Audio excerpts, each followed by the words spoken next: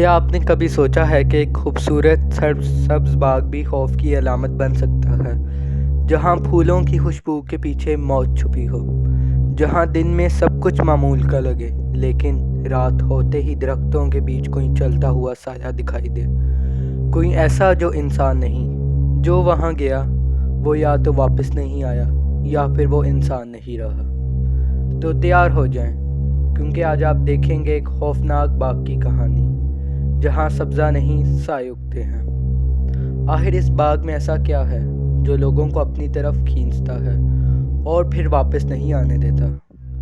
پوری کہانی کے لیے ویڈیو کو آخر تک ضرور دیکھیں، کیونکہ سچ ہمیشہ سامنے آخر میں آتا ہے اور بعض سچ جان لیوا ہوتے ہیں۔ میرے گھر کے پاس ایک بہت پرانا پارک ہے، جس کے بارے میں یہ جانا جاتا ہے کہ یہاں جنات کا ایک خاندان اپنے بچوں سمیت آباد ہے۔ اس کے باوجود بھی لوگ وہاں شام کے وقت اپنے بچوں کو گھمانے لایا کرتے ہیں۔ اس باغ میں بچوں کے لیے جھولے بھی لگے ہوئے ہیں، اور یہ جھولے ہی اس معصوم سی بچی پر بھوت چڑھنے کی وجہ بنی۔ نینا ایک بہت پیاری چھوٹی سی بچی تھی۔ شام کے وقت اس کی امی ابا اس پارک میں جھولا جھولنے لے کر آئے تھے اسے۔ اس پارک میں ایک برسوں پرانا پیڑ تھا، جو اس پارک کے بالکل درمیان میں تھا۔ یہ پیڑ اتنا بڑا تھا کہ اس کا سایہ آدھے باغ کو ڈھک لیتا تھا۔ لوگ زیادہ تر اس پیڑ سے دور ہی رہتے تھے، کیونکہ ان کا ماننا تھا کہ جنات کا جو خاندان یہاں آباد ہے وہ اسی پیڑ پہ رہتا ہے۔ نینا کے گھر والے اس علاقے میں ابھی کچھ دیر پہلے ہی آئے تھے، اس لیے انہیں یہ سب باتیں معلوم نہیں تھیں۔ اس درخت پر ایک جھولا بھی لٹکا ہوا تھا، جو ہمیشہ خالی رہتا تھا اور کوئی اس کے آس پاس بھی نہیں آتا تھا، کیونکہ لوگوں کا کہنا تھا کہ رات کے 2 بجے کے بعد یہ جھولا اپنے آپ جھولنے لگتا ہے اور بچوں کے کھیلنے کی آوازیں بھی آتی ہیں۔ کچھ لوگوں نے تو یہاں پر ظاہری طور پر بچوں کو کھیلتے ہوئے بھی دیکھا ہے۔ ایک بار نینا اپنے پیرنٹس سے پارک میں جانے کی ضد کرنے لگی۔ رات کے 2 بج رہے تھے۔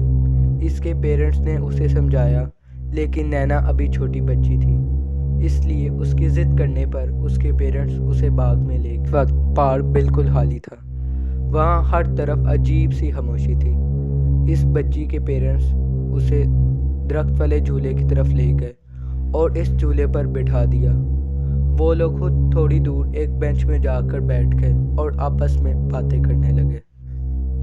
نینا کی ماں نے جب اس کی طرف دیکھا تو انہیں ایک بچی سفید کپڑوں میں دکھائی دی، جو نینا کے پیچھے کھڑی ہوئی تھی اور اسے جھولا دے رہی تھی۔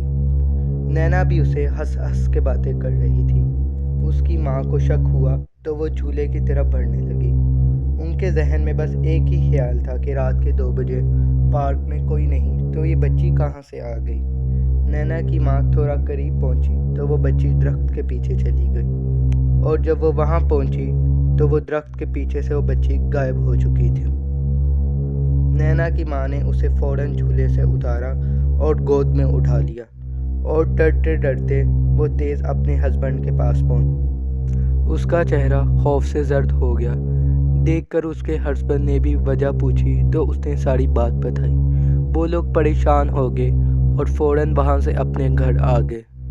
کچھ دن بعد نینا کے کمرے سے ہنسنے کی اور بچوں کے کھیلنے کی آوازیں آنے لگی، اور نینا کے پیرنٹس نے کئی بار اسے اکیلا ہنستے ہوئے اور کھیلتے ہوئے دیکھا۔ نینا سے پوچھنے پر وہ ایک عجیب سا جواب دیتی کہ میں اپنی دوستوں کے ساتھ کھیلتی ہوں۔ اس کے پیرنٹس اب بہت ڈر گئے تھے۔ انہوں نے ایک بھوت اتارنے والے بابا کو بلایا۔ انہوں نے بتایا کہ اس بچی پر اسیب ہو گیا ہے اور اسے پارک سے چڑھا ہے وہ اسیب، اور کیونکہ نینا بھی بچی تھی اس لیے اس نے اسیب کو اپنے بہت قریب کر لیا ہے۔ اب یہ ساری زندگی اس کا پیچھا نہیں چھوڑے گی۔ نینا کے پیرنٹس بہت کوشش کی کہ وہ ٹھیک ہو جائے اور کسی طرح اس اسیب سے پیچھا چھوٹ جائے۔ وہ اس کو پیر بابا کے پاس لے کر جانے لگے، لیکن پھر بھی اس بھوت نے نینا کی جان نہ چھوڑی۔